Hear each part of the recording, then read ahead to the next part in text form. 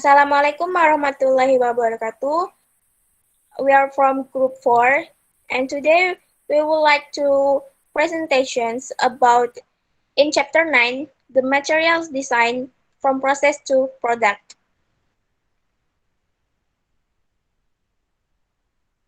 The members of our group are Adhes Fidyaningsih, Enggar Bagas Dewantara, Gita Eri Melisa, Kendy Yanuarta, Wanda Arifin, and Wulan Setia Wardah.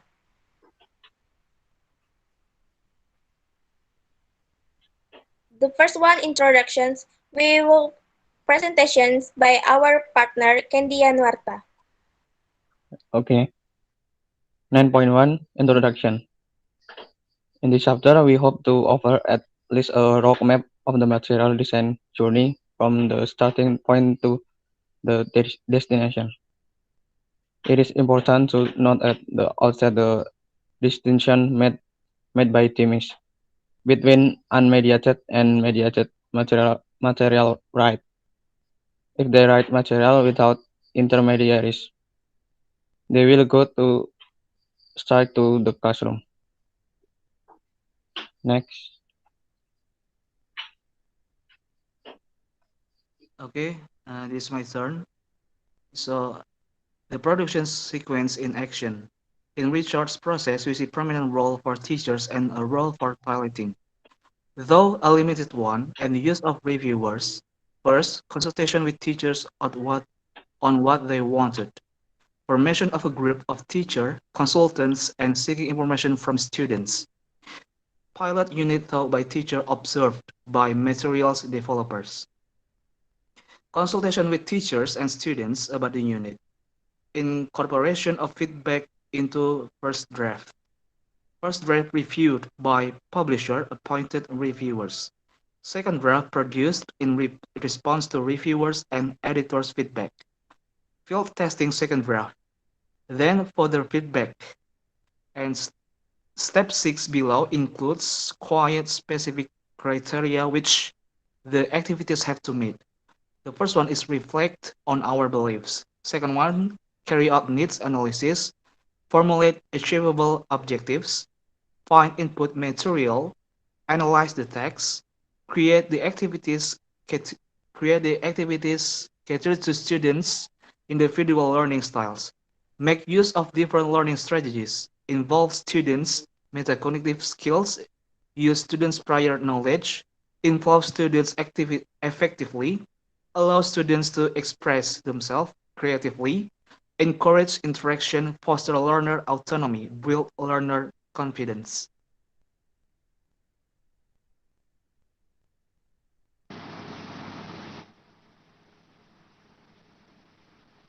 Okay, Uh, the next one, please. okay. The creative process. While, as we have seen above, there are a number of accounts of stage in the materials writing process. Hedwell observed that there is often little guidance as to how materials are to be written or how ideas are to be found. The dearth of research in this area, not also by Hartwood, is no doubt due in part to the difficulty of researching a materials writer's mental processes. There are, however, some account in expertise literature we can draw on.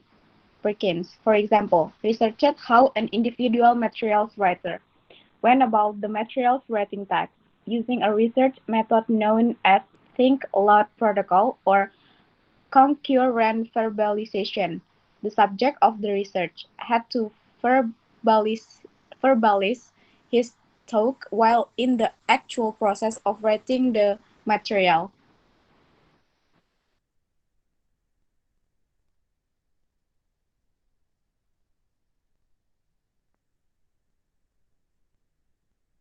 Okay, next, 9.5, further reading 1. According to Tomlinson, from his book Developing Principal Framework for Materials Development, in B. Tomlinson, Developing Materials for Language Teaching Second, on the page 95 until 118, For the reading, start from materials writing process. The material writing process begin with text collection and text selection.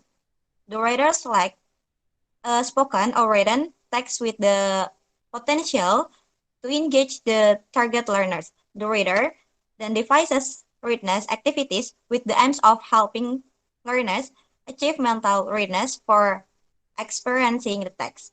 The next step in the process is to develop experiential activities. Activities learner do while listening or reading. 9.6 Further reading 2. According to Willis G. from his book entitled A Framework for Task Beside Learning, the main stage for further reading are the first, pre-task, second, the cycle, including task, planning, and report, and the third is language focus, relate to language use in the task, including language analysis and language practice of language from the analysis activities. Next will be explained by Adhes.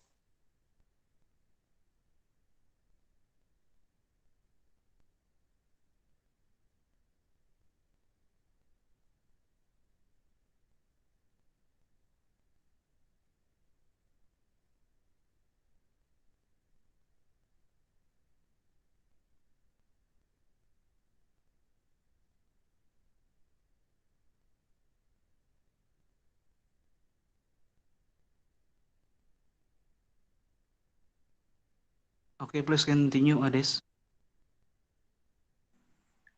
Okay, the next one is conclusions. There are several conclusions of in this chapter. First is there is a significant difference between writing materials for your own use and materials for use by others or for publications. 2. Materials writing is a multi-stage process involving planning, like syllabus and methodology, drafting and writing, piloting and revising. 3. Documents such as CEFR can help you to generate content. 4. There are multiple stakeholders who can influence the writing process, like publishers, education officials, and teachers. 5. The involvement of stakeholders inevitably involves compromise. 6. Most materials writers seem to write to a taxi set of beliefs. 7. Experienced materials writers seem to be able to visualize the materials in use and anticipate the reaction of various stakeholders. 8. There are published frameworks for writing materials. This can help you to get started, but none is perfect for all contexts. The next materials will be explained by Wanda Arifin. Okay, 9.8 Additional reading. This chapter offers a very useful insight into the process of producing published material by two very experienced course book writers. The chapter is particularly interesting as it provides a detail.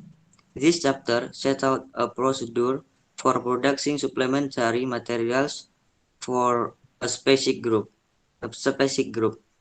The authors set out a framework which involves 5 stages. The first is identification of a need or problem. The second is exploration of the need or problem identified. The third is contextual realization or finding suitable ideas, context or text. The fourth is pedagogical realization or finding appropriate exercise and activities and composing instructions. And the last is physical production of the material. Okay guys, that's all our presentation material for today. Thank you for your attention and thank you for listening to our presentation. And I will close by reciting Hamdalah together. Alhamdulillah. Alhamdulillahirrahmanirrahim. Alhamdulillahirrahmanirrahim. Okay, that's all from us. Wassalamualaikum warahmatullahi wabarakatuh. Waalaikumsalam Waalaikumsalam Waalaikumsalam. warahmatullahi wabarakatuh.